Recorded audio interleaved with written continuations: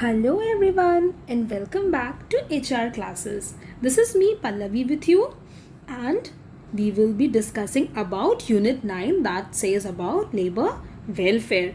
Alright, so in the previous video we were discussing about definitions, scope, meaning and everything we discussed. Alright. So this is our second video and we would be looking towards nature of labor welfare, need of labor welfare, types of labor welfare, theories of labor welfare. All right, including your previous year questions. I also included these previous year questions in your previous video. उसमें भी मैंने discuss करे थे आपसे, तो इसमें भी क्या होगा, आई will be giving you previous year questions, I have sorted them out and उनको हम समझेंगे भी. ठीक है, तो without wasting time let's get started with a video. Alright, so what would be today's agenda.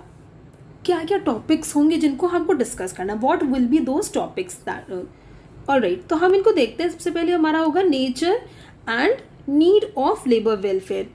उसका नेचर क्या है, ठीक है, और उसकी नीड क्या है, हमको क्यों करना है. ठीक है, next will be your types और कैटेगरीज.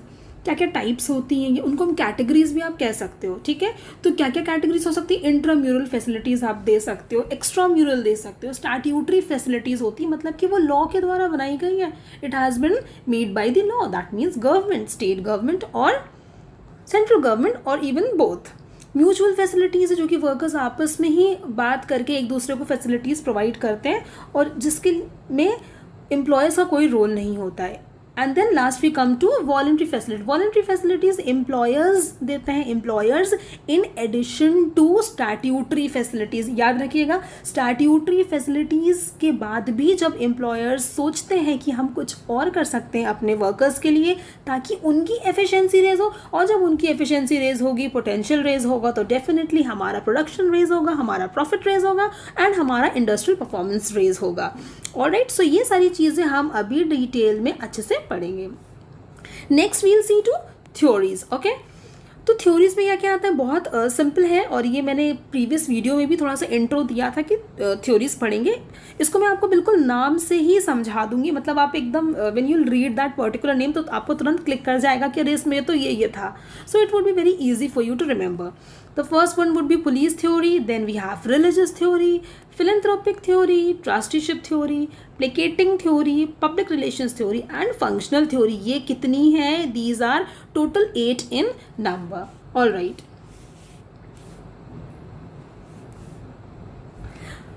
Okay. तो अब हम नेचर देखते हैं लेबर वेलफेयर का. ठीक है, नेचर क्या है. The first point says the labor welfare schemes or the policies या जो भी हम उनके लिए चीज़ें बना रहे हैं, it should be very much क्या होना चाहिए, अपडेटेड होना चाहिए भाई. आप आउटडेटेड दोगे तो नहीं चलेगा ना, because with time everything is changing. Workers are now more demanding, they are very much aware, उनको पता है अपने राइट्स क्या हैं. हाँ, so you can not bluff around them. आप नहीं बोल सकते हो ना कि ये चलेगा. So it should be very much updated. Alright, next आप ये देख सकते हो कि लेबर वेलफेयर फैसिलिटीज़ क्या है. It is so easy, we discussed in the previous video also that it is in addition to regular wages. जो आप रेगुलर दे रहे हो बंदे को, उसके एडिशन में जो दोगे that would be known as और called as welfare. Alright, suppose for example आप किसी बंदे को 100 रुपीज़ वेजेस दे रहे हो रोज़. ठीक है, अभी उससे आप ये नहीं कह सकते हो कि मैं तुम्हारे को तुम 90 दूंगा, 10 रुपये उसमें अपना वेजेस का वेलफेयर का जोड़ लेना. ठीक है, it can not be done like this कि 90 आप उसको वेजेस दो, 10 उसका वेलफेयर बना दो. नहीं, when you are giving wages 100, आप उसको 100 ही दोगे. उसके ऊपर जब आप एडिशन करोगे किसी भी फैसिलिटी का वेलफेयर का, तो वो देन वो वेलफेयर हो जाएगा. उसके ऊपर लाइक 100 उसकी वेजेस है तो आप उसको 20 रुपीज़ 30 रुपीज़ एक्स्ट्रा दे रहे हो, that means it would be counting as 120 130. So that would be known as welfare. All right, now next, now who can give these welfare measures. तो एम्प्लॉयर्स दे सकते हैं, गवर्नमेंट, स्टेट गवर्नमेंट हो गई, central government हो गई, दे सकते हैं. NGOs भी बहुत सारे हैं, ठीक है, वो दे सकते हैं. नाउ नेक्स्ट, अब हम ये देखते हैं कि क्या करता है labour welfare. It improves workers work life balance. Work life balance बहुत अच्छे से कर सकता है. आप उसको सारी फैसिलिटीज़ दे रहे हो, उसको हेल्दी वर्किंग कंडीशंस दे रहे हो, उसकी हेल्थ का you are getting so concerned about his health, the worker who's working in your industry, you're getting so much concerned for him, even you are providing facilities to his family, आप उसके family को भी दे रहे हो, then उसकी उनके बच्चों की स्कूलिंग का आप ख्याल रख रहे हो, उनकी इंश्योरेंस करवा रहे हो, that is also free of cost. तो ये तो डेफिनेटली उनका वर्क लाइफ बैलेंस होगा, अच्छा है, सब कुछ बढ़िया आप दे रहे हो, उनकी वर्किंग प्लेस भी बढ़िया, उनका घर भी अच्छा है, ठीक है, उनको इवन हाउसिंग फैसिलिटीज़ दे रहे हो, तो definitely it would lead to work life balance. Alright, तो हम नेक्स्ट देखते हैं। नेक्स्ट क्या है हमारा topic, that is needs. Now need क्या क्या है, क्यों करते हैं, now what is the importance, या फिर कह सकते हो कि क्या ज़रूरत, व्हाट इज़ द नीड, क्या ज़रूरत हो रही है कि एम्प्लॉयर्स वेलफेयर फैसिलिटीज़ प्रोवाइड करवा रहे हैं। So we look into this topic. Alright, बहुत आराम से समझेंगे, बहुत ईजी है, बहुत जनरल है, जो कि हम आजकल की रोज़ की लाइफ में देखते हैं।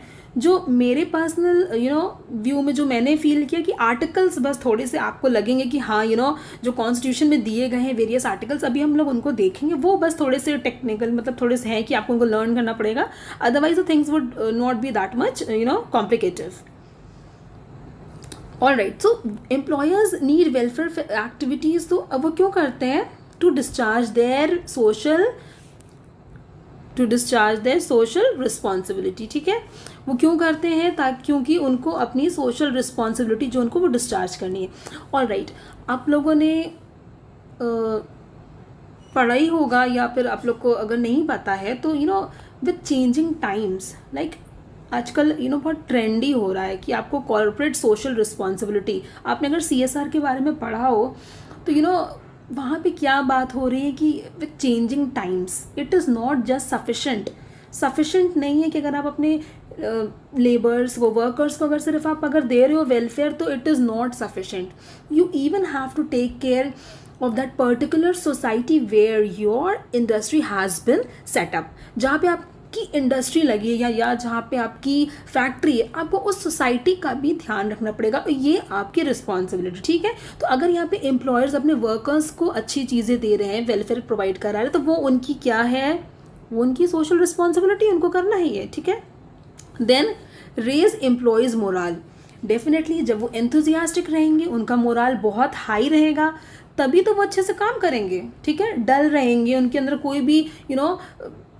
पार्टिसिपेशन नहीं हो रहा है मैनेजमेंट में, उनको बिल्कुल आप उनकी वैल्यू नहीं कर रहे हो, तो वो बिल्कुल वो डल रहेंगे, उनका मोराल बिल्कुल डाउन रहेगा, जिस वजह से प्रोडक्शन भी डाउन रहेगी। ठीक है, नेक्स्ट हम देखेंगे use the workforce more effectively. अब वर्कफोर्स अगर आप अपने वर्कफोर्स को अच्छी वेलफेयर फैसिलिटीज़ प्रोवाइड करवा रहे हो, उनको सारी एमिनिटीज़ दे रहे हो, तो क्या होगा वहाँ पर आपकी workforce, it will become very much effective हो जाएगी, एफिशिएंट हो जाएगी आपकी वर्कफोर्स। ठीक है, तो जिसकी वजह से उसका काम अच्छा हो जाएगा, उसकी प्रोडक्शन अच्छी हो जाएगी, मतलब कि इंडस्ट्री का भी प्रोडक्शन ऊपर जाएगा, industrial performance would go up.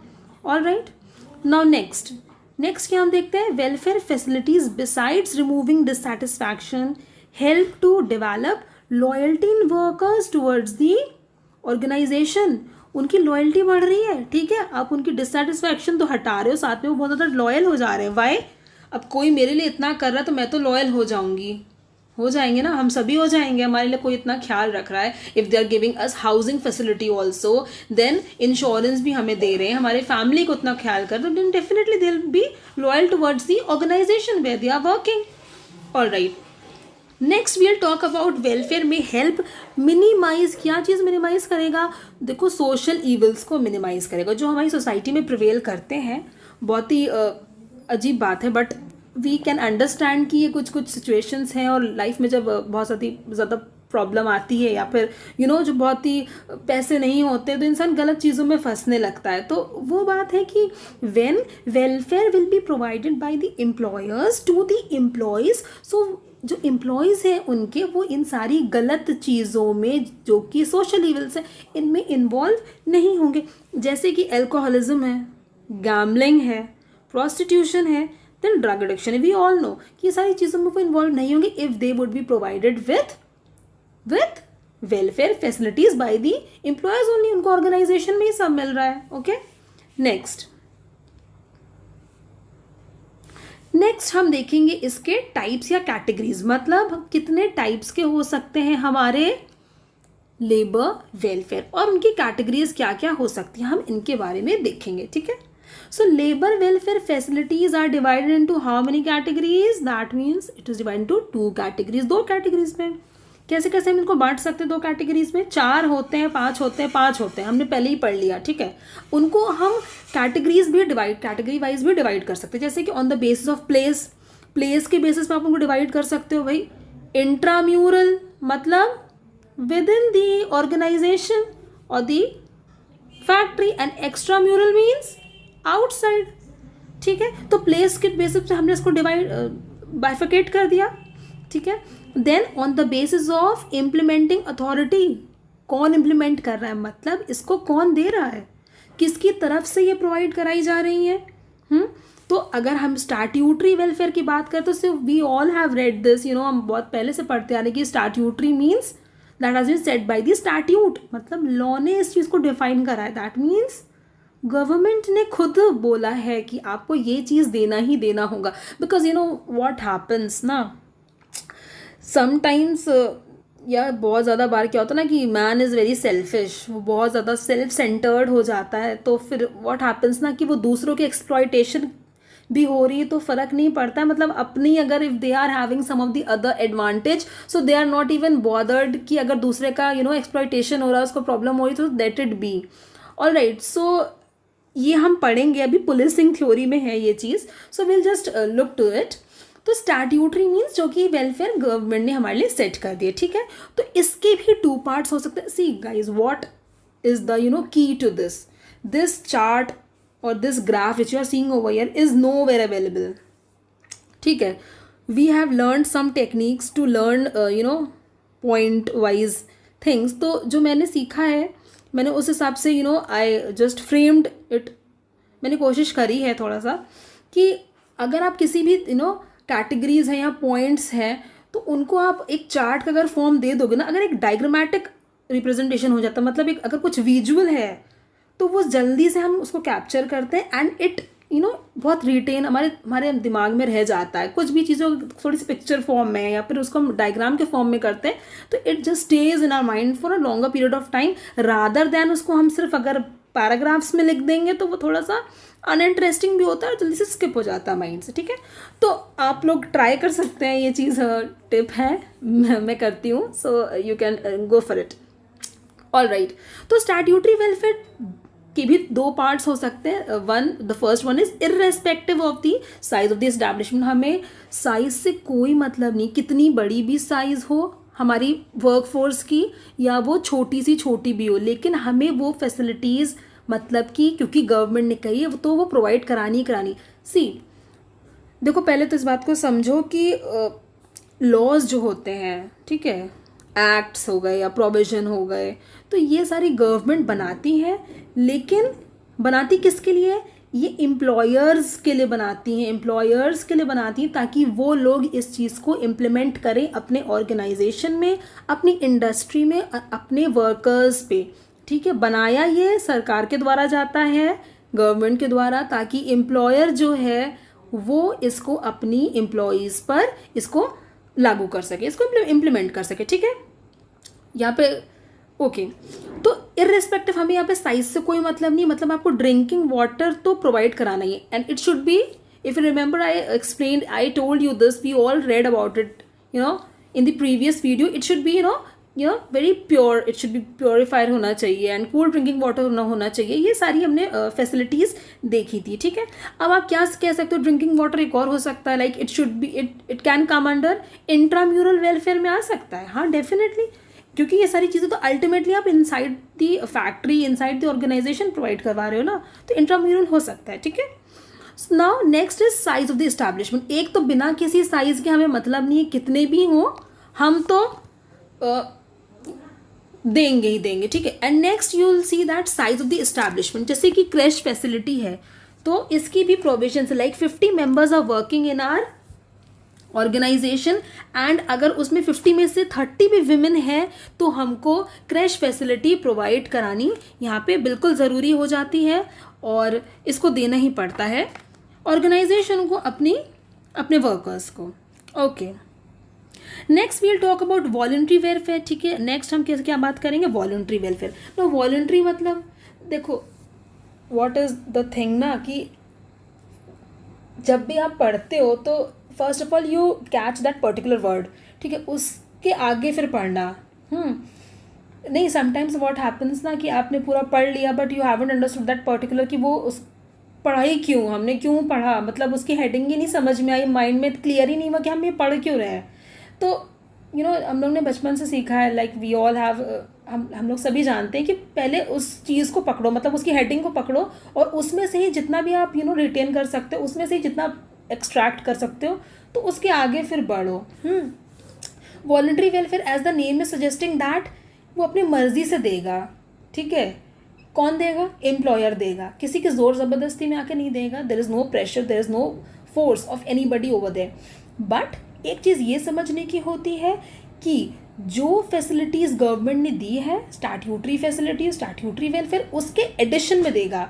देखो स्टैट्यूटरी वाली तो गवर्नमेंट ने बना दी, you can not skip it, आप उसको नहीं स्किप कर सकते, वो तो देना ही है, आप नहीं बच सकते उसको. बट उसके बाद भी एम्प्लॉयर्स चाहते हैं कि अपने वर्कर्स की एफिशिएंसी इंक्रीज़ करें, कुछ एक्स्ट्रा दे करके, जैसे कि हमने मील्स या स्नैक्स उनको प्रोवाइड करवा दिए इवनिंग टाइम पे. ठीक है, या उनको घर जाने में देर हो रही है तो हमने उनका डिनर वहीं पे ऑर्गेनाइज करवा दिया. तो इससे क्या होगा, उनका मोरल बूस्टअप होगा, उनका एक बहुत उनको भी लगेगा कि हाँ हमारी वैल्यू है. ठीक है, फिर उनकी एफिशिएंसी इंक्रीज़ होगी. और हम क्या देख सकते हैं, कैब फैसिलिटी देख सकते हैं. कैब फैसिलिटी मीन्स उनके आने जाने में प्रॉब्लम ना हो, they can reach to the work place on time. तो हमने क्या कर दिया भैया, कैब फैसिलिटी, कैब दे दी उनको कि उनको घर से ले आएगी, पिकअप करके यहाँ तक ड्रॉप कर देगी. और इसमें किसका फ़ायदा है, डेफिनेटली एम्प्लॉयज़ का तो है ही, उनको फ्री फैसिलिटी मिल रही है अपनी ऑर्गेनाइजेशन की तरफ से, कंपनी की तरफ से. But employers are also benefited from this. क्यों, उनकी वर्कर्स टाइम पे आ रहे हैं, टाइम पे काम शुरू हो रहा है, तो एम्प्लॉयर्स का तो हो रहा है ना benefit. That means both the parties, employees and employers will be benefited. ठीक है, तो first one we saw statutory, जो कि लॉ ने बनाई है. दूसरी हमने देखी है वॉलंटरी वेलफेयर, जो कि अपने मन से देता है, in addition to statutory facilities employers देते हैं. ठीक है, उसके बाद हम क्या देखेंगे, म्यूचुअल वेलफेयर. तो म्यूचुअल वेलफेयर की जब हम बात करते हैं, म्यूचुअल फैसिलिटीज़ के, तो यहाँ पे एम्प्लॉयर्स का कोई रोल नहीं होता है. ठीक है, एम्प्लॉयर्स का तो होता ही नहीं, बिकॉज स्टैट्यूटरी और वॉलंटरी में तो क्या है कि भाई वो चाहे खुद से दे चाहे वो गवर्नमेंट दिलवाए, देना तो एम्प्लॉयर को ही है देना तो एम्प्लॉयर को ही है. But in mutual welfare when we are talking about this, तो यहाँ पे एम्प्लॉयर का कोई भी काम नहीं होता है. यहाँ पे वर्कर्स खुद आपस में कोऑपरेट करके या बात करके या फिर ट्रेड यूनियंस के द्वारा कुछ ऐसी फैसिलिटीज सोचते हैं कि जो हम लोग एक दूसरे को बात करके ऑर्गेनाइज हम लोग करवा सकते हैं. लाइक ट्रेड यूनियंस की आजकल बहुत कम आई डोंट थिंक इतना करते हैं, ज़्यादातर तो स्टैट्यूटरी ही है जिनको हम देखते हैं. तो जैसे कि ट्रेड यूनियन से क्या करा कि एजुकेशन फैसिलिटी के लिए, अगर वो इतने ज़्यादा एजुकेटेड नहीं है हमारी workforce, so we can set up one school nearby, है ना, उनकी एजुकेशन के लिए एक स्कूल सेटअप करवा दिया. So these are something that आप आपस में बात करके भी बहुत सी चीज़ें सॉर्ट आउट कर सकते हो या उनको इम्प्लीमेंट कर सकते हो.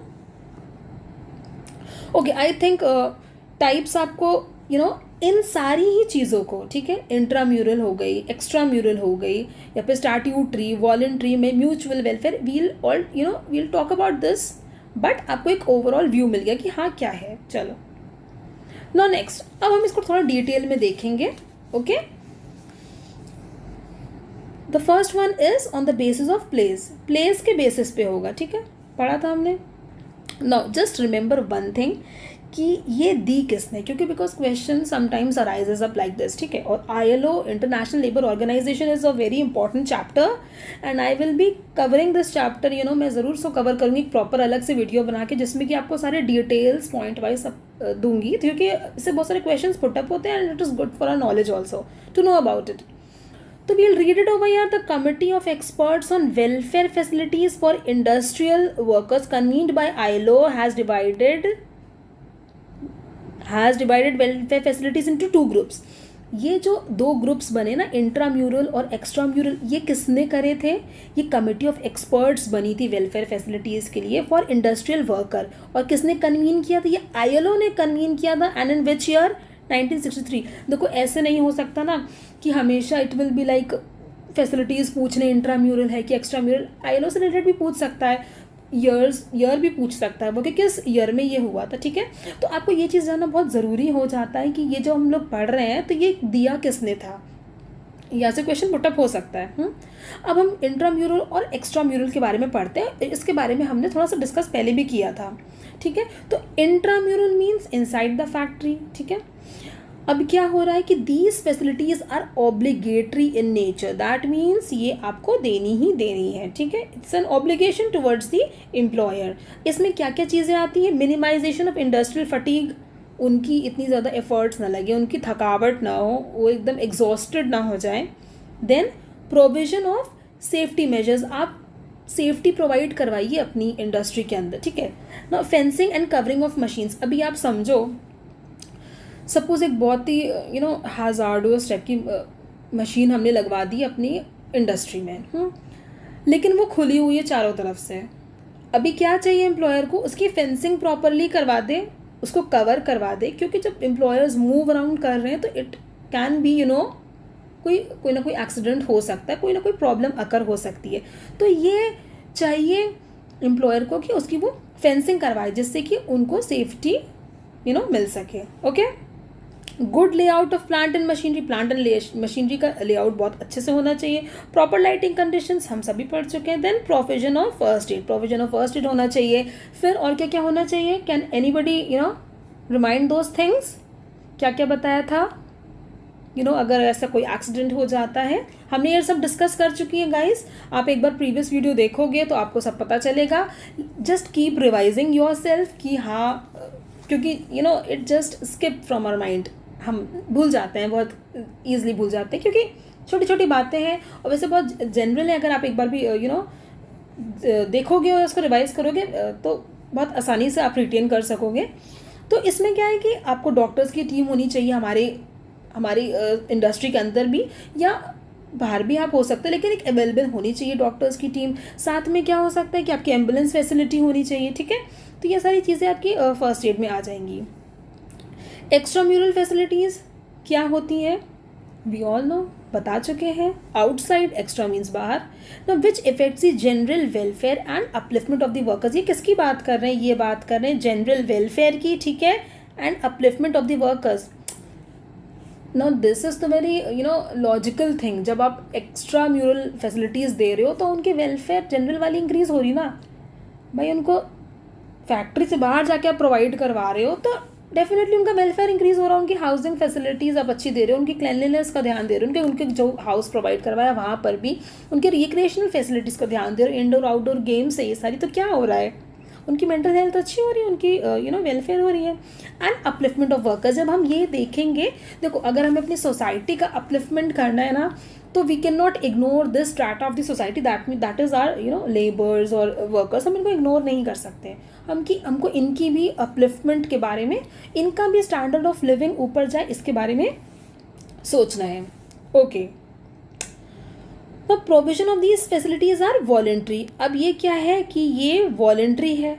नो इट इंक्लूड्स, ये क्या क्या इंक्लूड करता है, बेटर हाउसिंग फैसिलिटी, ओके देख चुके हैं। रिक्रिएशन फैसिलिटी होनी चाहिए, मतलब इंडोर और आउटडोर होनी चाहिए स्पोर्ट्स, एंड एजुकेशनल फैसिलिटी भी होनी चाहिए, उनके लिए भी हो सकती है और उनके बच्चों के लिए भी ये फैसिलिटीज़ हो सकती है।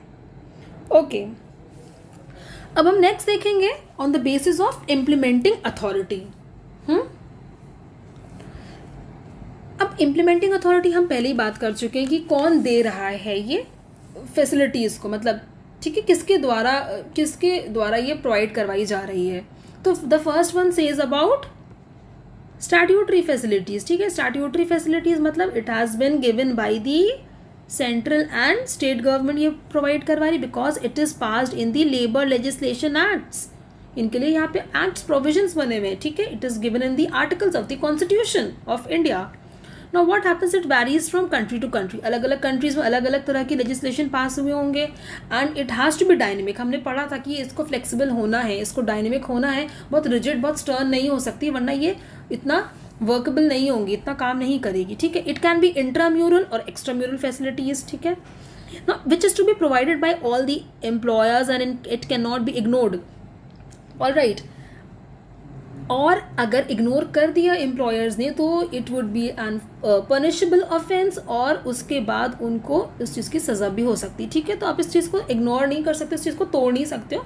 जो गवर्नमेंट ने बनाया वो तो आपको देना ही देना. ठीक है, एग्जाम्पल कैसे हो गए जो गवर्नमेंट ने बनाए हैं एक्ट्स, जैसे कि factories act 1948, ESI Act 1948, Maternity Benefits Act 1961. So these are some of the facilities which has been made by the government, that is to be implemented by the employers inside their organization or the industries. Okay, ठीक है, आगे देखते हैं फिर.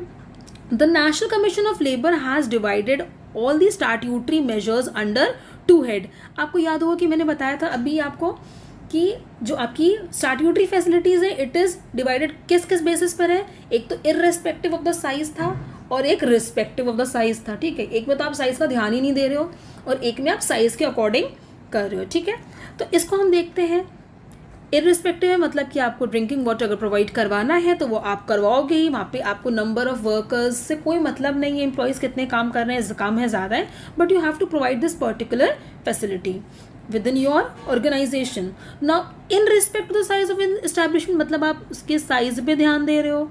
ठीक है, मतलब employment of specified number of persons. अगर आपके पास इतने वर्कर हैं, अगर आपने इतने लोगों को एम्प्लॉयमेंट दिया है तभी आपको ये फैसिलिटी प्रोवाइड करवानी, वरना आपको नहीं करवानी. लाइक क्रैश फैसिलिटी हो गई तो मैंने आपको पहले ही बताया अगर 50 एम्प्लॉयज़ वर्क कर रहे हैं और उसमें से 30 वुमेन हैं तो then you have to provide creche facility. ठीक है, तो ये स्टैट्यूटरी था.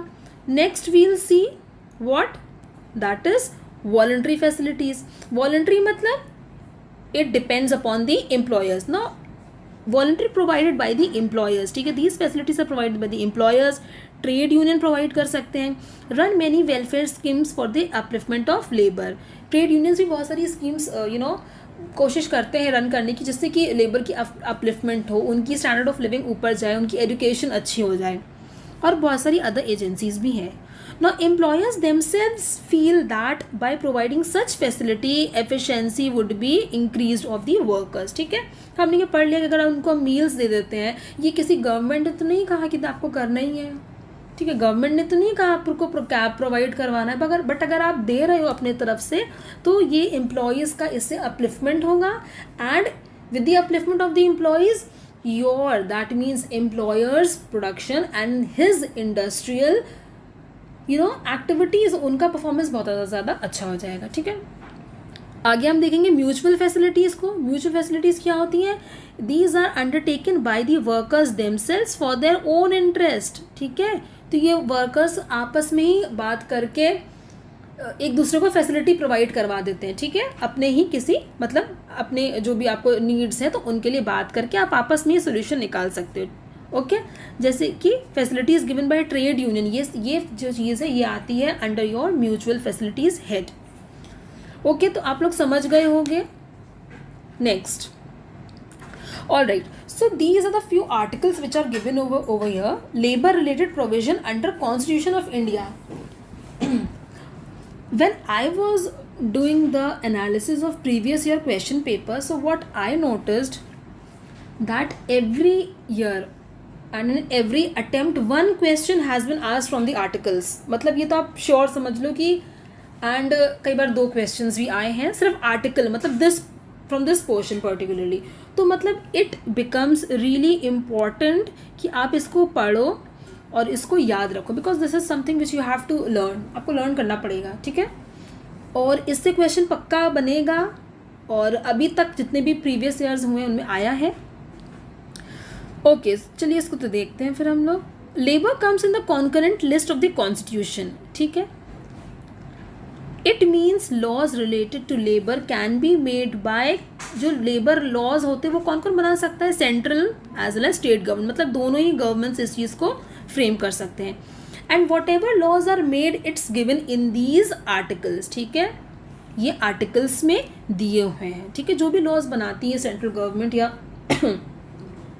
या स्टेट गवर्नमेंट वो सारे आर्टिकल्स के फॉर्म में यहाँ पे प्रोवाइड करे हुए हैं. ठीक है, तो आप इनको देख सकते हो. अच्छा, ये सारे जब लॉज बनते हैं तो they also have to keep in mind ILO. ठीक है, आपको इनकी भी कन्वेंशंस एंड लॉज जो इन्होंने दिए हैं आईलो ने, आपको इनको भी अपने माइंड में रखना है और तब आप ये सारी चीज़ों को आगे बना सकते हो, ठीक है।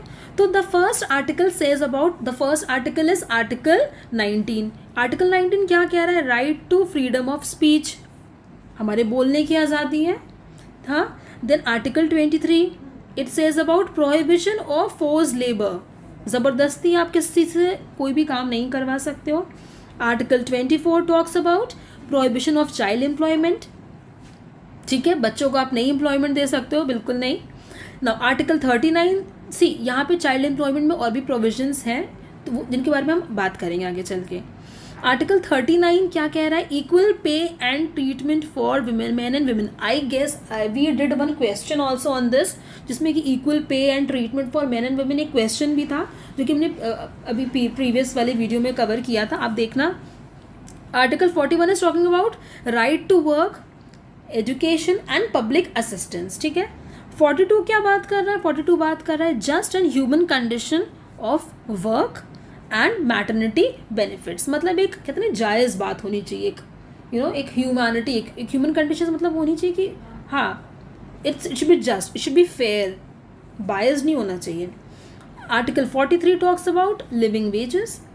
Article 43A talks about workers participation in management. See आपको इसको लर्न करना पड़ेगा because there is no other thing. आप if you just go through it 2-3 times it would be there in your head. When we will be now to make it more clear and to show you that it really from this really the question is coming, तो I have given also some questions related to this और उसको हम solve करेंगे तो आपको थोड़ा सा idea भी लगेगा कि किस तरह से questions put up हो रहे हैं and how you have to solve this. All right? Okay, ये और आर्टिकल्स हैं, ठीक है। Now we'll see what Article 25 is saying. Freedom of conscience and free profession, practice and propagation of religion. हम पढ़ के ही समझ में आ रहा है हम फ्री हैं अपने प्रोफेशन चूज़ करने के, प्रैक्टिस जो भी हमको अपना रिलीजन चूज़ करना, so we are free to do that. Then 26 says about right to education. Article 38 क्या कह रहा है? State to secure a social order for the promotion of welfare of the people, ठीक है। यहाँ पे किसकी बात हो रही है?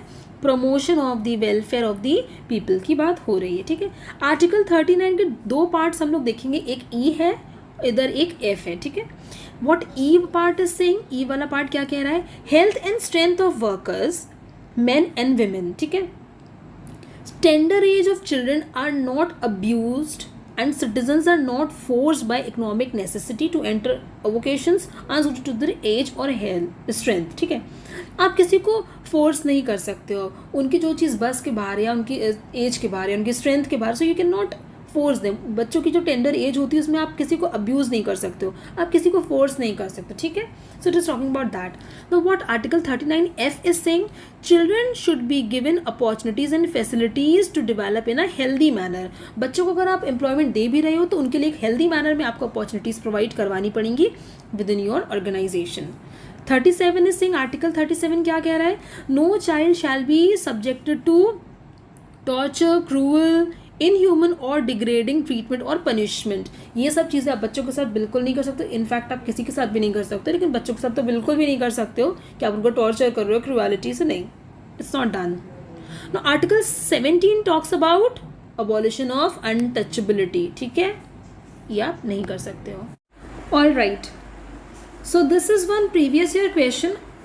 Okay, so we'll start with this. हम इसको सबसे पहले देखना शुरू करेंगे कि ये क्वेश्चंस आप ये देखो कि दिसंबर 2019 से है, मतलब कि प्रीवियस अटेम्प्ट जो हमारा 19 में हुआ था दिसंबर में, उससे ये क्वेश्चन बना है, ठीक है। तो इसको हम सिर्फ इसलिए नहीं देखेंगे कि इसमें कौन सा आंसर सही है, बिकॉज आंसर कौन सा सही है तो की में भी पता चल जाता है, हाँ। बट द थिंग इज कि we will see to all the answers या all the options that are given over here, हम सारे ही देखेंगे and we'll see that articles जो अभी मैंने आपको पढ़ाया है उन सारे आर्टिकल्स से ही रिलेटेड ये क्वेश्चंस हैं। तो वन बाय वन हम सभी को देखेंगे और सभी के एनालिसिस करेंगे। Okay, so the question says, what is the question saying? In which 3 articles, ठीक है, ऐसे कौन से 3 आर्टिकल्स हैं, बिकॉज अगर आप देखोगे तो चारों ही ऑप्शन में 3 आर्टिकल्स दिए हुए हैं. Constitution of India provisions has been specified for. तो ये क्वेश्चन में क्या पूछ रहा है आपसे, अभी ये पर्टिकुलरली उन आर्टिकल्स के बारे में पूछ रहा है जहाँ पे क्या लिखा हुआ है, जहाँ पे health and safety of workers की बात करी गई है. तो हमें वो सारे आर्टिकल्स इनको प्रोवाइड कराने हैं या इनको बताने हैं. ठीक है, तो सबसे पहले तो वील सी कि आर्टिकल्स ये सब क्या कहते हैं. Just now we read and we'll go to that slide once again. Article 24, 25 and 26.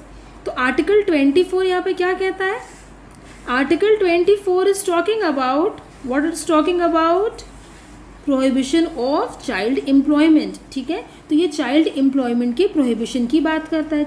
All right, no 25 एक ऑप्शन था. No what is 25 saying, 25 is saying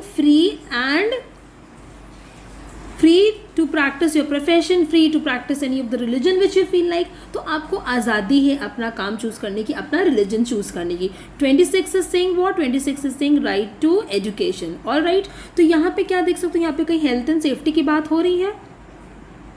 prohibition of child वाले में आप देख सकते हो prohibition of child employment. All right, so here we can see that yes, यहाँ पे तो सेफ्टी की बात हो रही कि भाई चाइल्ड एम्प्लॉयमेंट मत करो, तो मतलब a sort of safety we are providing to children. तो यहाँ तो बात हम लोग देख सकते हैं. बट अगर आप ये देखो कि आप रिलीजन चूज करने के लिए फ्री हो, आप अपना प्रोफेशन चूज कर सकते हो, राइट टू एजुकेशन, तो यहाँ पे तो कहीं भी हेल्थ एंड सेफ्टी की बात नहीं हो रही. So this of the option would be absolutely wrong. ठीक है, ये तो नहीं हो सकता हमारा. अब नेक्स्ट को देखते हैं. Now what is the next saying, next option is saying article 37, 38 and 39. ठीक है, तो हम इनको एक एक बार देख लेते हैं जल्दी से. What is 37 saying? 37 is saying no child shall be subjected to torture, cruel, inhuman or degrading treatment of punishment. ठीक है, यहाँ पे हम लोग इनको क्या कह रहे हैं कि इनको टॉर्चर नहीं होना चाहिए, इनको क्रूएलिटी इनके अंदर बिल्कुल भी इनके ऊपर नहीं करनी चाहिए, इनको इनह्यूमन करके नहीं ट्रीट करना चाहिए, और यहाँ पर इनको बिल्कुल भी डिग्रेड नहीं करना चाहिए. साथ ही में अगर किसी तरह की इनसे गलती हो जाती है तो पनिशमेंट बिल्कुल इनको नहीं मिलनी चाहिए. ऑल राइट, 37 ये कह रहा है. अब 38 क्या कह रहा है, 38 is saying what, state to social order for, देखो प्रमोशन ऑफ वेलफेयर की बात कर रहा है यहाँ पर. हाँ, एक में 37 में वो क्या कह रहा है कि बच्चों पे कोई भी आप जुल्म मत करो, उनको मत करो. ठीक है, तो यहाँ पर आप क्या कर सकते हो कि सेफ्टी की बात हो रही है. और यहाँ पर क्या हो रहा है, आर्टिकल 38 जो बोल रहा है वो बोल रहा है कि प्रमोशन ऑफ पीपल्स वेलफेयर. देखो यहाँ पे वो वेलफेयर की बात कर रहा है. ठीक है, प्रमोशन होना चाहिए किस चीज़ का, लोगों के वेलफेयर का प्रमोशन होना चाहिए. बट यहाँ पे वो स्पेसिफिकली अगर देखा जाए तो वो हेल्थ एंड सेफ्टी मेंशन नहीं कर रहा है, जैसे कि और सारे आर्टिकल्स में हुई है. ये बात को हम याद रखेंगे. साथ में 39E एंड 39F भी बोला गया, हमारे ऑप्शन में था. तो what 39E is saying, health and strength of workers. तो भैया आता तो फर्स्ट लाइन में ही पता चल गया कि that it is talking about health of the workers. ठीक है, तो ये तो हमारा इंक्लूड हो सकता है. 39F is saying what, children are given opportunities and facilities to develop in healthy manner. यहाँ पर भी मतलब हेल्थ की बात हो रही. दैट मीन्स हमारा क्या क्या इंक्लूड हो सकता है, 37 सही था, 39E एंड F सही था, बट 39(8) जो था, दिस आर्टिकल 38, जो आर्टिकल 38 जो कह रहा है वो सोशल वेलफेयर के पीपल के वेलफेयर के प्रमोशन की बात कर रहा है. ठीक है, तो ये चीज़ हम यहाँ पे ध्यान रखेंगे. ओके, नेक्स्ट हमारा ऑप्शन क्या था, next we had articles 24, 39E and F and 42. हम इनकी बात करें तो 24 में तो हम पहले ही पढ़ चुके. क्या पढ़ा था हमने 24 में, अभी हमने पढ़ा था कि इट शुड बी, वहाँ पे उन चाइल्ड का एम्प्लॉयमेंट नहीं होना चाहिए, एकदम से उनको रोक देना चाहिए. ठीक है, no child employment should be there. 39E and F में क्या पढ़ा था, अभी जस्ट हमने देखा 39E में वो हेल्थ ऑफ द वर्कर्स की बात करते, मैन एंड वीमेन की.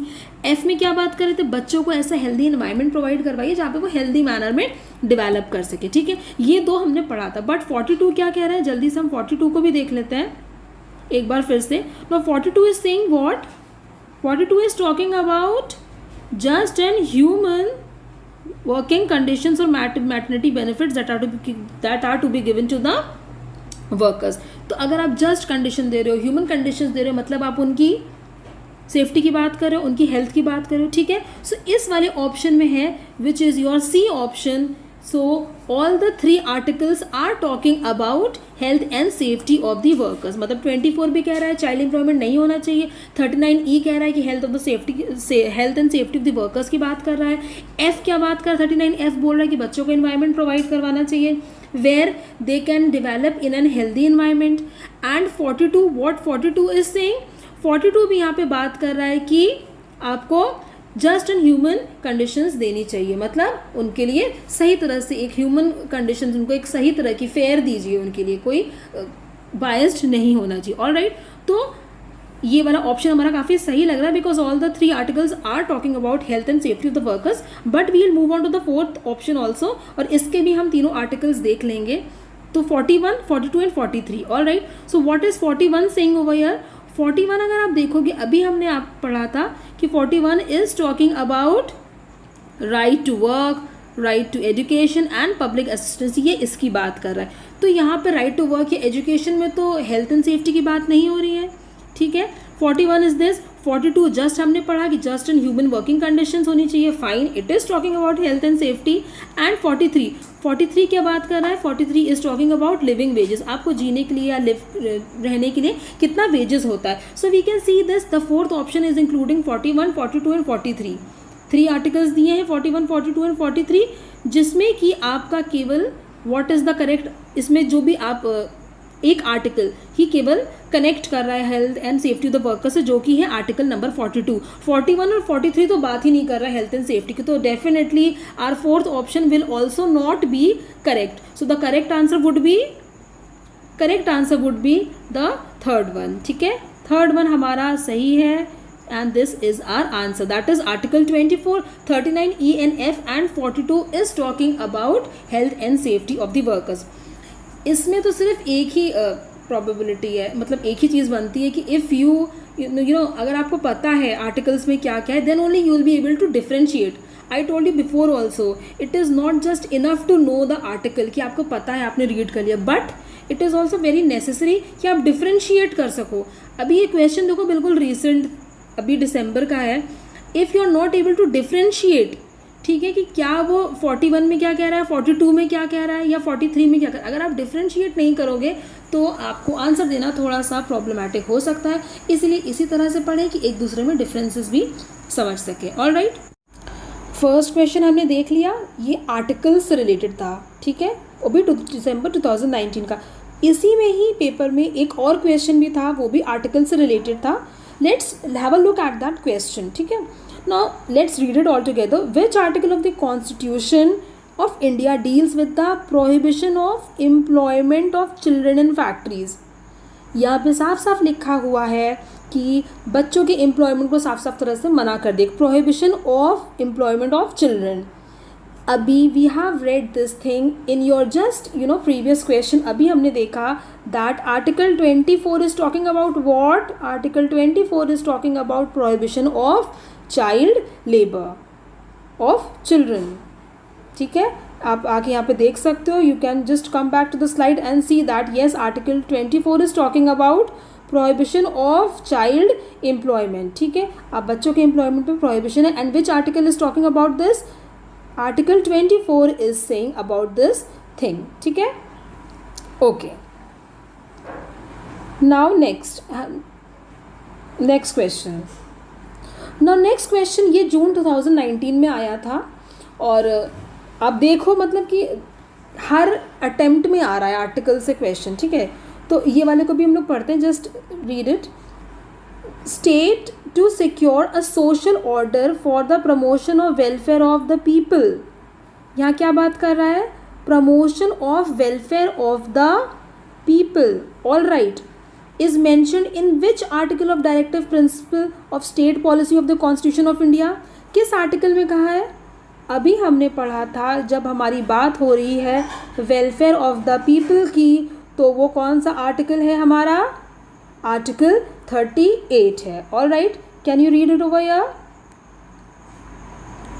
देखिए हमारा यहाँ पे आर्टिकल लिखा हुआ है 38, okay. And it is saying what? To secure a social order for the promotion of welfare of the people. जब promotion of welfare of the people की बात आ रही है तो किस आर्टिकल में ये दी हुई थी?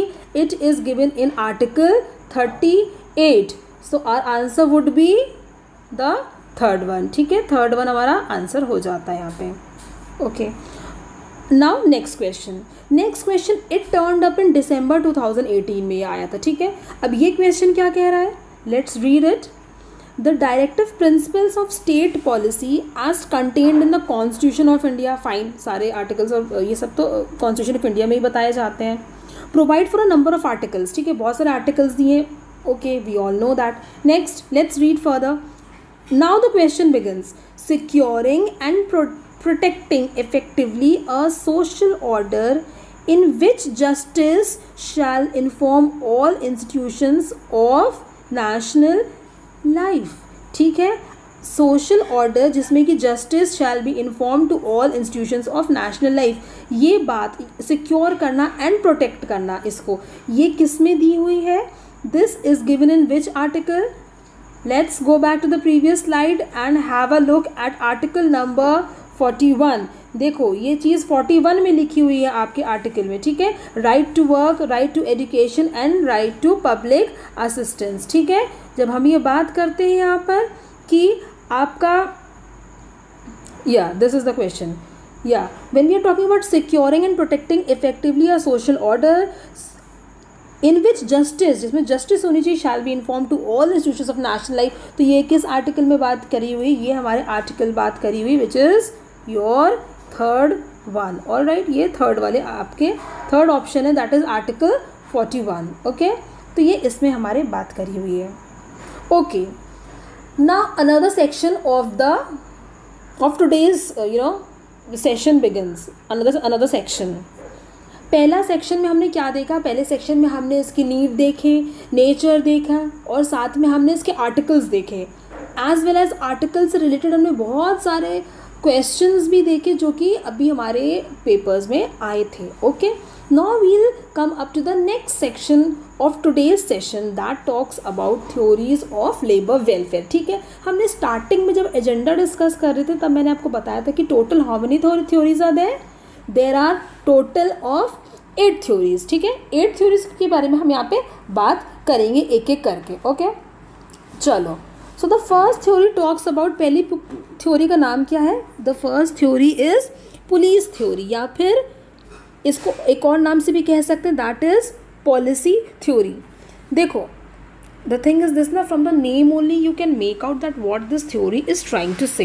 ये क्या कहने की कोशिश करिए, आप इसको नाम से ही समझ सकते हो कि ये पुलिस की बात करी। दैट मीन्स जो लॉज बनाए जाते हैं हमारे गवर्नमेंट के द्वारा, वो इसलिए बनाए जाते हैं, एक पुलिसिंग थ्योरी इसी के अंडर आते हैं। सी, वो जो स्टैट्यूटरी वाले वेलफेयर की बात करी थी ना हमने, तो वो सारे जितने भी लॉज जो गवर्नमेंट बनाती है, स्टेट गवर्नमेंट या central government, it all comes under the enactment of this welfare act only. ठीक है, ये वो सारे एक्ट जो होते हैं वो इसके अंदर ही आते हैं, क्योंकि ये किसकी बात कर रही है? जैसे कि हमको पता है कि पुलिस हमें रोज़ अपनी डेली लाइफ में चाहिए होती, क्यों? ताकि हर कोई काम ठीक से हो, कोई इंसान जो काम बताया गया है लॉ के अकॉर्डिंग उसको तोड़ ना सके। ठीक है, उससे कोई गलत काम नहीं कर सकते। इसी तरह से क्या होता है कि जो एम्प्लॉयज़ को फैसिलिटी प्रोवाइड करवाई जा रही है, ठीक है, so it is need to follow them, the proper rules and regulations वहाँ पे होने चाहिए, ताकि जो भी फैसिलिटी प्रोवाइड करवाई जा रही है वो सही तरीके से वहाँ पे दी जा सके। किसको? वर्कर्स को दी जा सके। ठीक है, उनको कंपेल करना पड़ता है। आपको याद रखना पड़ेगा कि आप उनको मतलब यू आर कंपेलिंग देम, आप उनको फोर्स करना पड़ेगा। हाँ, कि किसको? एम्प्लॉयर्स को करना पड़ेगा। गवर्नमेंट करती है एम्प्लॉयर्स को फोर्स कि that you have to provide proper welfare condition to your welfare conditions to your employees. ठीक है, without compulsion they would not do their work. ये थ्योरी क्या मानती है कि जब तक आप उनको कंपेल नहीं करोगे, until unless you force them, जब तक आप पुलिस की तरह उनके पीछे डंडा लेके नहीं खड़े रहोगे ना, so they won't be able to वो कभी अपनी ड्यूटीज़ को फुलफिल ही नहीं करेंगे, वो कभी भी नहीं देंगे वेलफेयर फैसिलिटीज़ अपनी एम्प्लॉयज़ को। सी, थ्योरीज़ क्या है कि 8 थ्योरीज़ दी हुई है, सब थ्योरी डिफरेंट चीज़ बोल रही है लेबर वेलफेयर के बारे में, सबकी अपनी थॉट्स हैं। सबकी अपनी व्यू पॉइंट है, कोई किसी तरह से सोच रहा है, कोई किसी तरह से सोच रहा है, ठीक है, सबका अपना अपना लुकआउट है, ठीक है। जैसे मेरा कुछ लुकआउट हो सकता है, मैं किसी एंगल से सोच रही हूँ और आप शायद किसी दूसरे एंगल से सोच रहे हो, बात वही करवाना चाह रहे हैं। सारी थ्योरीज लेबर वेलफेयर ही प्रोवाइड, लेबर वेलफेयर के बारे में बात करी, मतलब वेलफेयर प्रोवाइड करवाना है, बट उसको डिफरेंट डिफरेंट एंगल से देख रही। जैसे रिलीजियस थ्योरी में आप देखोगे कि वो रिलीजियस पॉइंट ऑफ व्यू को लेकर के उन लोग चल रहे हैं कि हाँ भाई हमको स्पिरिचुअल हमें मिलेगा, हमें स्पिरिचुअल सेटिस्फैक्शन मिलेगा, लेकिन बात यहाँ पे लेबर वेलफेयर की हो रही, चाहे आप किसी भी एंगल से उसको देखो। ऑलराइट, सो पुलिस थ्योरी हमने देखा। नाउ व्हाट दिस थ्योरी, हम इसको रीड आउट भी एक बार कर लेंगे। The police theory is based on the assumptions that a minimum standard of welfare is necessary for labours. Fine, हमें पता है कि मिनिमम डिजायरेबल स्टैंडर्ड्स तो होने चाहिए। This was the meaning which we read in our previous video, ये तो first हमारी स्लाइड में था। Now this theory also assumes that, क्या अज्यूम करी, दैट मैन इज सेल्फिश, ठीक है, एंड सेल्फ सेंटर्ड है। जो मैन है, इंसान है, वो बहुत ही ज़्यादा खुदगर्ज है, मतलब वो सेल्फ सेंटर्ड आदमी है और वो हमेशा अपने मतलब की सोचता है, ठीक है, और वो दूसरों की नहीं सोचेगा कभी भी कि दूसरों को प्रॉब्लम हो रही है, मतलब उनकी एक्सप्लॉयटेशन भी वो कर देगा सिर्फ अपना मतलब पूरा करने के लिए, ठीक है। तो इसके अकॉर्डिंग वहाँ पे पुलिस थ्योरी लगाई गई, मतलब कि आपको इस तरह से इन्फोर्स करा जाएगा, आपको कंपेल करा जाएगा, एम्प्लॉयर्स को कंपेल करा जाएगा गवर्नमेंट के द्वारा, ताकि आप दो ही दो, क्योंकि उनका ये व्यू पॉइंट ही है, उनके मन बात है, उनके मतलब इसी पॉइंट से सोचते हैं कि वो जो है इंसान अपनी सोचेगा हमेशा और कभी भी दूसरों की सोचेगा ही नहीं। तो इसके अकॉर्डिंग तो वो कभी नहीं देगा दूसरों को वेलफेयर, ठीक है। तो वेलफेयर अगर उससे निकलवाना है एम्प्लॉयज़ के लिए तो आपको उसके पीछे लगना पड़ेगा, ठीक है। तो इसीलिए इस थ्योरी का नाम क्या रख दिया गया, police theory. Alright, Now, enactment of different welfare acts by government is the outcome of this theory, ठीक है। different welfare acts जैसे फैक्ट्रीज एक्ट था, एम्प्लॉय स्टेट इंश्योरेंस एक्ट था, मैटरनिटी बेनिफिट्स एक्ट था, ये सारे एक्ट्स जो भी बनाए गए गवर्नमेंट के द्वारा, ये सारे इसी के अंदर आते हैं, ठीक है, पुलिस थ्योरी के अंदर। नाउ क्या बोल रही है, without compulsion, supervision and fear of punishment, no employer would provide even the minimum of welfare facilities. मतलब जब तक उसको पनिशमेंट का डर नहीं होगा कि मैं नहीं करूँगा तो मुझे मुझे तो प्रॉपर फिर पेनल्टी देनी पड़ सकती है, मुझे कोई भी हो सकता है मेरे खिलाफ एक्शन ले लिया जाए, जब तक उसको डर नहीं होगा तब तक वो नहीं प्रोवाइड करवाने वाला वेलफेयर, ठीक है।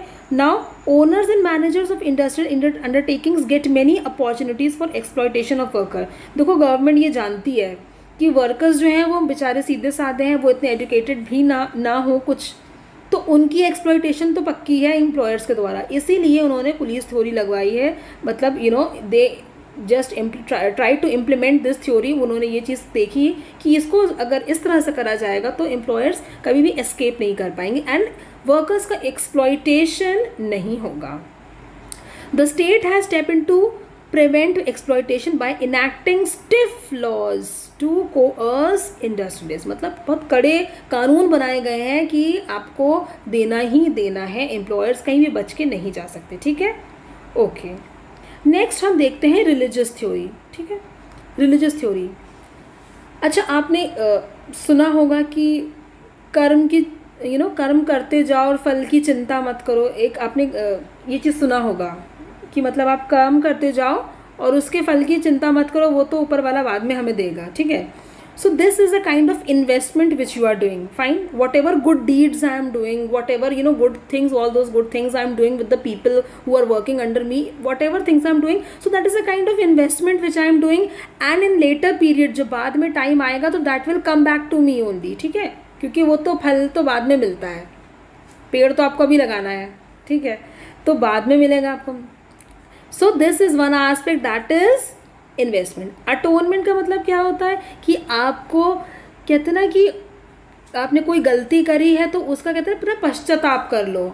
अगर मुझसे आज कोई गलती हो गई है तो मैं क्या करूँगी कि जाके 10 लोग को मैंने खाना खिला दिया, कोई अच्छा काम कर दिया मतलब आपने, तो जो आपकी पहली वाली गलती है वो थोड़ी सी कवर अप हो जाती है, ठीक है।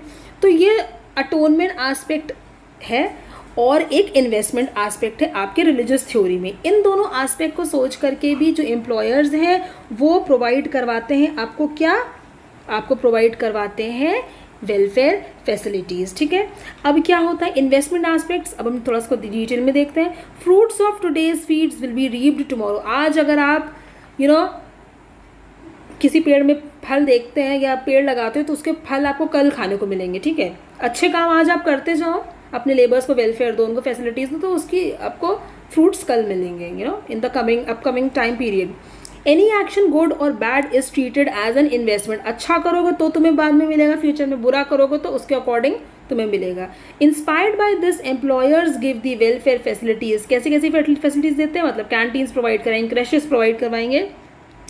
आज अच्छा हम करेंगे ताकि हमें कल मेरे पर भी लौट करके अच्छा आए, ठीक है। बहुत ईजी है, आप सिर्फ नाम से ही समझ सकते हो, और बिल्कुल भी इसमें बहुत कोई लर्न या रटने वाली चीज़ नहीं है, बस ये तो एक लॉजिक की बात है। और आप एक बार अभी ही अगर आप ध्यान से सुन रहे हो तो इसके बाद मुझे नहीं लगता कि आप कभी भी इसको भूल सकोगे अपनी लाइफ में, कभी भी नहीं भूल सकते इसको। Now next is atonement aspect, ठीक है। इस थ्योरी के दो एस्पेक्ट थे, एक इन्वेस्टमेंट और एक अटोनमेंट। अटोनमेंट क्या कहता है, present disabilities of a person are the results of his previous work, ठीक है। आज अगर मेरे ऊपर दुख आ रहा है या कोई प्रॉब्लम्स है, मतलब मैंने ज़रूर अपनी पिछले दिनों में मैंने कोई गलत काम करे थे, ठीक है। तो क्या करना पड़ेगा मुझे कि वो दुख मेरे ऊपर से हट जाए, इसलिए मैं कोई अच्छे काम कर दूँ। अच्छे काम क्या कर दूँ, मैं अपनी एम्प्लॉयज़ को भैया हाउसिंग फैसिलिटी दे देंगे, हम उनके अच्छी कैंटीन दे देंगे, उनका ड्रिंकिंग वाटर प्रोवाइड करवा देंगे, उनको हेल्दी वर्किंग कंडीशंस दे देंगे, उनका फ्री में इंश्योरेंस करवा देंगे। जब ये सारी चीज़ें कर रहे तो मैं अच्छी चीज़ें कर रही हूँ, ताकि जो मेरे पिछले वाले कर्म जो खराब थे वो सब कंपनसेट हुए, कहते हैं ना, वो कवर अप हो जाएगा, ठीक है। तो ये आपकी थी रिलीजियस थ्योरी। तो इन चीज़ों को इंसान सोच कर, ये तो रिलीजियस पॉइंट ऑफ व्यू हो गया ना, रिलीजियस व्यू है, तो ये सोच के इंसान अब लेबर को वेलफेयर देता है। भाई हमारा मतलब तो ये है ना कि लेबर को वेलफेयर मिलना चाहिए, आप कहीं से भी दो। तो ये डिफरेंट थ्योरीज है जो अपने अपने एस्पेक्ट को लेकर के सोचती हैं और लेबर को वेलफेयर प्रोवाइड करवाती। तो रिलीजियस थ्योरी थोड़ा सा रिलीजियस वे में सोचती, थोड़ा सा स्पिरिचुअल वे में सोचती और लेबर को वेलफेयर प्रोवाइड करवाती है। That was our police theory और पॉलिसी थ्योरी, जिसमें कि मानते थे कि इंसान तो बिल्कुल सेल्फ सेंटर्ड होता है, ठीक है, तो उनको बिल्कुल आप कंपेल करो। बट इसमें क्या मानते हैं कि इंसान सेल्फ सेंटर्ड नहीं होता है, वो लवर ऑफ मैनकाइंड है, और जिसकी वजह से वो वेलफेयर फैसिलिटीज़ प्रोवाइड करेगा। ओके, चलो now we'll come to the next theory which says about trusteeship theory, ठीक है। Trusteeship theory is also known as paternalistic theory, ठीक है। अभी यहाँ क्या बात हो रही है, ट्रस्टीशिप या फिर पैटर्नलिस्टिक। अभी ट्रस्टीशिप का मतलब क्या होता है, who are the trustees, employers are the trustees of whom, of the employees, ठीक है। इस थ्योरी में एम्प्लॉयज को क्या माना गया है, माइनर, ठीक है, माइनर माना गया है, और जिसकी वजह से एम्प्लॉयर्स जो हैं वो trustees, because all the profits, all the investment, everything is done by them and everything is industries और assets, everything is in the hands of the employers. तो वो ट्रस्टीज हैं और वो जो चाहेंगे वो अपनी एम्प्लॉयज़ को प्रोवाइड करवा सकते हैं। इसको पैटर्नलिस्टिक थ्योरी भी कहते हैं, क्योंकि जैसे हमारे पेरेंट्स होते हैं माइनर्स के, तो पेरेंट्स ही सब कुछ प्रोवाइड करवाते हैं, ठीक है। Now let's see this. In this theory, it is said that industrialists or employers hold the total industrial estate. That's right, very correct. Employers ही तो पूरा अपनी कंपनी होल्ड कर रहे हैं, पूरी इंडस्ट्रियल एस्टेट को होल्ड कर रहे हैं, ठीक है। प्रॉपर्टीज, उनके प्रॉफिट सब तो एम्प्लॉयर्स के हाथ में है। Accruing from them in trust for the workers and themselves and for the society. तो उनको जो भी प्रॉफिट हो रहा है या जो भी फ़ायदा हो रहा है उनको वो किसके साथ बांटना है, वर्कर्स के साथ बांटना है, ठीक है, और सोसाइटी के साथ भी बांटना है, because they are considered to be trustees of their employees, ठीक है। यहाँ पे एम्प्लॉयर्स को ट्रस्टीज बोल दिया गया है और एम्प्लॉयज़ को क्या बोला गया है, उनको तो माइनर बोल दिया गया है, ठीक है, because they don't have that much of education, उनके पास वो उतनी स्किल्ड माइंड नहीं है, उनके पास इतनी ज़्यादा हाईली क्वालिफाइड नहीं है वो, तो जिसकी वजह से उनको एज माइनर ही ट्रीट करा जा रहा है, ऑल राइट, और वो इग्नोरेंट है। इसलिए ये एम्प्लॉयर्स का काम है कि वो एज ट्रस्टीज़ पैटर्नलिस्टिक हो करके अपने एम्प्लॉयज़ को सारी वेलफेयर फैसिलिटीज़ प्रोवाइड करवाएं।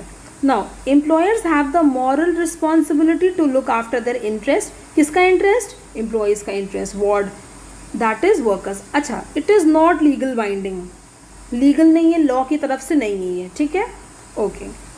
Now we will come to the next theory. Placating theory क्या बोल रही है, placating, first of all we should know the meaning of placating. Placating का मतलब क्या है, किसी को शांत करवाना, मतलब किसी के गुस्से को आप ऐसे उसको मौके मत दो कि वो उसका गुस्सा भड़के और प्रॉब्लम्स क्रिएट हो ऑर्गेनाइजेशन में. So to make them quiet, to make them silent, to make them satisfied, तो आप उनको labour facility, labour welfare facilities provide करवाओ. See what is happening, like with changing times labor has become much more demanding. ठीक है, he is aware that what is his, what are his rights and what is right or wrong, क्या हो रहा है और मेरे क्या क्या राइट्स हो, उसको पता है ये सारी बातें. तो in this time you can not skip of giving labour welfare, because उसको अपने राइट्स प्रिविलेजेस का बहुत ज़्यादा कॉन्शियस है. ही नोज एवरीथिंग, क्योंकि उसको क्या मिलना है. अगर आप उसको डिमांड कर रहा है that he wants higher wages and better standard of living, then you have to see accordingly and you have to provide it. You can not just skip it. आप उसकी बातों को इग्नोर नहीं कर सकते हो, because if you will not do that, if you will not fulfill their demands, what will happen? Strikes. बिल्कुल हमें पता है स्ट्राइक्स हो जाएंगी, घेराव पे चले जाएंगे, लॉकआउट कर देंगे. Why? Because with the changing times labour बहुत ज़्यादा एक्टिव हो गई है. ठीक है, तो इस वजह से आपको ये इस थ्योरी का नाम प्लेकेटिंग थ्योरी रखा गया, क्योंकि प्लेकेटिंग मतलब उनको शांत करवाओ, उनको लेबर वेलफेयर फैसिलिटीज़ दे दो ताकि वो सेटिस्फाइड रहे and they are not so that they don't perform any of these activities. ये strikes, घेराव, इस तरह की कोई activities ना हो. Employers give welfare services to make them quiet by fulfilling labor's demand and make the environment very healthy. ठीक है, हमारा प्रोडक्शन अच्छे से चलेगा, वहाँ पे लॉकआउट्स नहीं होंगे, तो आप को लेबर वेलफेयर फैसिलिटीज़ प्रोवाइड करवानी ही है. Now this theory advocates timely and periodical acts labor welfare to appease the labor. आप टाइम पे पीरियड्स में मतलब प्रॉपर टाइम पे उनको लेबर वेलफेयर फैसिलिटीज़ दीजिए ताकि वेलफेयर जो लेबर्स हैं वो शांत रहे, वो सेटिस्फाइड रहें. Okay, now next theory talks about public relation theory. आप पब्लिक के साथ अपना रिलेशन कैसा बना रहे हो. कोई भी फैक्ट्री सेटअप होती है, first of all that factory has to setup a very good image of his own in the eyes of the visitors, in the eyes of the public, in the eyes of the workers. जब तक goodwill नहीं बनेगी तब तक आपका तो काम नहीं होगा. So you have to maintain that image, good impression आपको देना है दूसरों को. ठीक है, ताकि वो देखें और उनको पता चले कि हाँ यार गुडविल है, मतलब इनकी प्रॉपर रेपुटेशन है. ठीक है, तो इम्प्रेशन सही जाना चाहिए. So this theory is naming as the public relations theory, क्योंकि कंपनी या फिर इंडस्ट्रीज लेबर को वेलफेयर इसलिए प्रोवाइड करवा रही हैं अपने मतलब से. मतलब अगर वो प्रोवाइड करवाएंगी तो गुडविल किसकी एनहांस होगी? कंपनी की, ताकि उन सारे लोगों को पता चले, पब्लिक्स को पता चले, विजिटर्स को पता चले कि that this is such a nice company and its goodwill is so nice. Why? Because they are providing such good labour facilities to their workers. अपनी एम्प्लॉयज़ को अच्छी अच्छी वो वेलफेयर फैसिलिटीज़ प्रोवाइड कर रहे हैं. और ये देख करके क्या होगा, कंपनी की गुडविल, उसकी इम्प्रेशन जो होगी वो एक अच्छी इम्प्रेशन बनेगी और उनका अपना गुडविल हाई होता चला जाएगा. ठीक है, क्या किस तरह की चीज़ें प्रोवाइड करवा सकते हैं, जैसे कि clean and safe working conditions हो गई, गुड कैंटीन फैसिलिटी है, क्रैश प्रोवाइड करवा सकते हो, और अदर फैसिलिटीज़ भी हैं जो जिससे कि बहुत अच्छा एक इम्प्रेशन जाता है लोगों पर. ठीक है, और विजिटर्स पर, जिसकी वजह से हेल्दी रिलेशंस बनते हैं. ना क्या होता है कि जब आप कुछ देते हो तो you just try to show the thing. कहते हैं ना, जो दिखता है वो बिकता है. मतलब it is a simple saying, until and unless you show what you have it won't be seen by any other people. तो आपको दिखाना ज़रूरी होता है. ठीक है, तो ऐसा भी होता है कि लाइक विजिटर्स आ रहे हैं आपकी इंडस्ट्री में, फैक्ट्रीज में, तो एम्प्लॉयर्स एक मतलब उनको एक राउंड पे लेके चलते कि just look into our factory and so many nice facilities we are providing to our employees, because इससे उनका खुद का promotion होता है, उनकी खुद की advertising होती है. ठीक है, so this theory uses welfare as advertising tool. यहाँ पे क्यों लेबर वेलफेयर दिया जा रहा है? क्योंकि उनकी खुद की एडवर्टाइजिंग हो रही है. ठीक है, जिनको दे रहे हो एम्प्लॉयज़ वो भी जाके बताएंगे ये कंपनी अच्छी, यहाँ पे काम करो, बड़े अच्छे फैसिलिटीज़ मिलती हैं.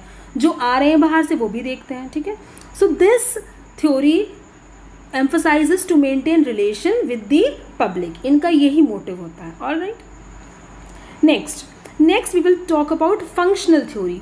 Functional theory is also known as efficiency theory. all right, efficiency मतलब हमें अपनी वर्कर्स की efficiency बढ़ानी है. now this theory says welfare services are provided to make the workers more efficient. okay, when you are providing labor welfare facilities, so you are ultimately enhancing the efficiency of the workers. So if workers are fed properly, you are providing them proper, proper food, and proper uniforms are also there for them, proper clothing facility is there, and then they are treated properly, and then healthy working condition is also there, then क्या होगा, ये सारी चीज़ें हम बहुत बार पढ़ चुके हैं. तो इनसे क्या होगा, वर्कर की एफिशिएंसी इंक्रीज होगी, जिससे कि वो ज़्यादा अच्छे से काम करेगा, उसका मोराल हाई हो जाएगा. Alright. Now, welfare work is a means of securing, preserving and increasing the efficiency of worker. यहाँ पे welfare क्यों provide करा जा रहा है, ताकि सिर्फ लेबर की efficiency increase हो, ताकि वो और अच्छे से काम कर सकें. Alright. Now next theory is social theory. Social theory क्या कह रही है? The social obligation of an individual establishment has been assuming great significance these days. देखो क्या है ना कि सोशल तो आपको प्रोवाइड, वही बात है कि it is just not enough if you are providing welfare facilities to your labours. नहीं, it should be extended to even the society wherever you have set up your factory और industry, to that particular society also you have to give away the welfare facilities. आपको society का भी ध्यान रखना है. All right, because it is all needed, क्योंकि आजकल change होने के साथ साथ ये तो डायर नीड है.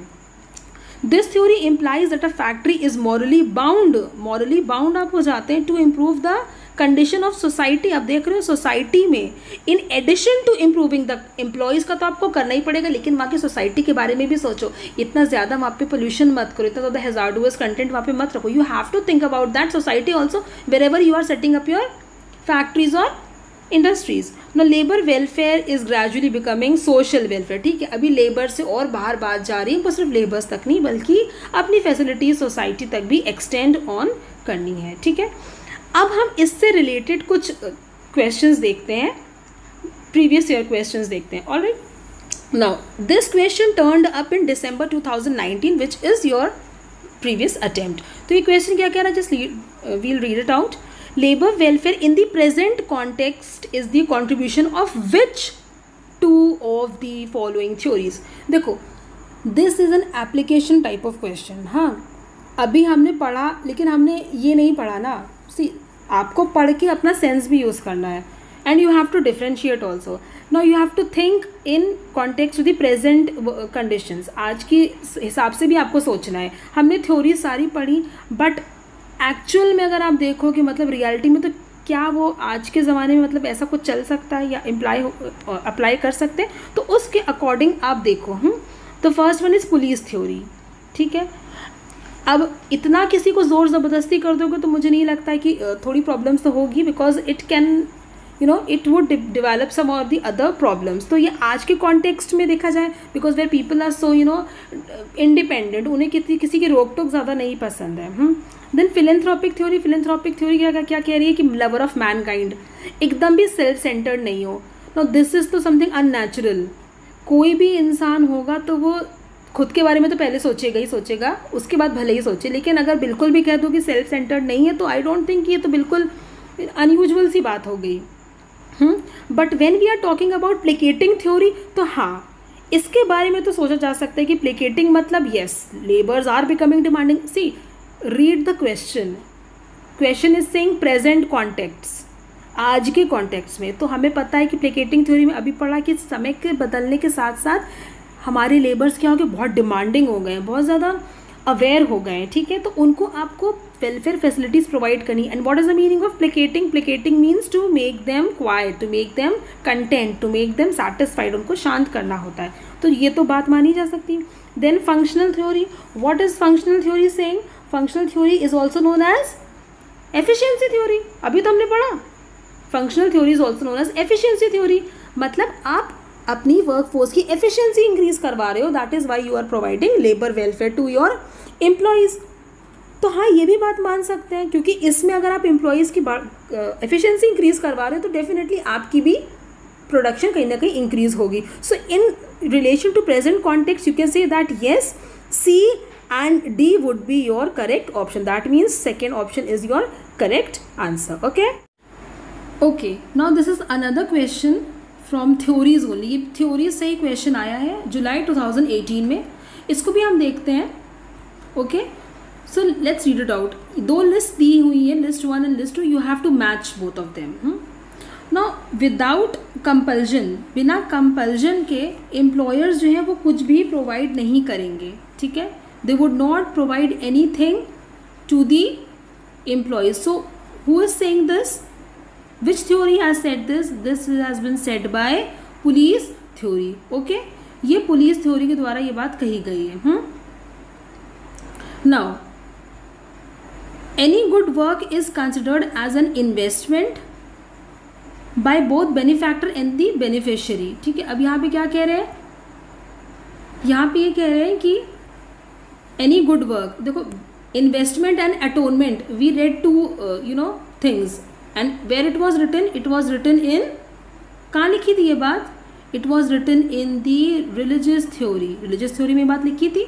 Yes, it talked about two things. मतलब जिसको दे रहे हैं एम्प्लॉयज़ का तो फ़ायदा है ही, बट इसमें एम्प्लॉयर का भी फ़ायदा है. इन्वेस्टमेंट एंड अटोनमेंट था. इन्वेस्ट कर रहे हो तो तुम्हें कल को तो अच्छा मिलेगा, या फिर अपने पिछले पापों का पश्चाताप कर रहे हो. You are just compensating whatever the unfeasible deeds you have done in the past. ठीक है. Now next we'll see man is believed to have an intrinsic urge by which he strives to remove the suffering of others and promote their well-being. अगर आप ये देखते हो कि उसके अंदर एक अर्ज होती है, ठीक है, कि उसको दूसरों की दुख तकलीफ दूर करनी, तो ये कहाँ पे हम देख सकते हैं? ये है हमारा कौन सी थ्योरी में? Philanthropic theory. Because philanthropic theory says that employer is the lover of Mankind. ठीक है, वो एक लवर है मैनकाइंड का, जिसकी वजह से वो सारी वेलफेयर फैसिलिटीज़ जो है वो प्रोवाइड करेगा. Okay. Now last one we will see that employers should provide funds on an ongoing basis. Funds देना है उसको अपने एम्प्लॉयज़ को ongoing basis. Why? Because he is seen as the trustee. वो क्या है? Trustee है अपने एम्प्लॉयज़ का. तो उसको अपने एम्प्लॉयज़ को ऑन गोइंग फंड्स, मतलब लगातार उसको फंड्स देने, उसकी वेलफेयर उसको प्रोवाइड करवानी. ठीक है.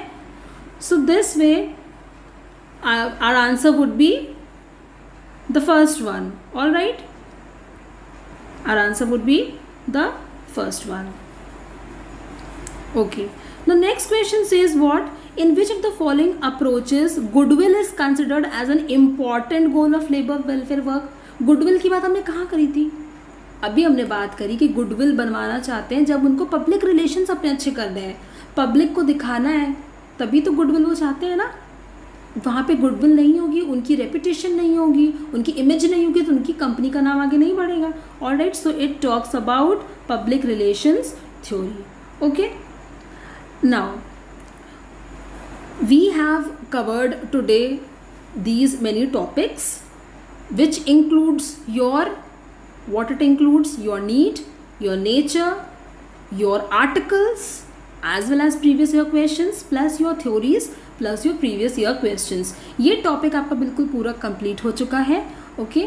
Next, in the next session, in the next lecture, we'll talk about what? We'll talk about the principles of labour welfare, plus हम इंडस्ट्रियल हेल्थ एंड हाइजीन को भी देखेंगे. आई told you in the beginning, this is the new topic which has been inserted into the syllabus. ठीक है, तो इसके बारे में भी बात करेंगे. काफ़ी इंपॉर्टेंट होगा लेक्चर, काफ़ी चीज़ें हम बात करेंगे, इसके बारे में देखेंगे. और न्यू टॉपिक है तो इसको किस तरह से पढ़ना है, तो ये भी चीज़ें हम देखेंगे.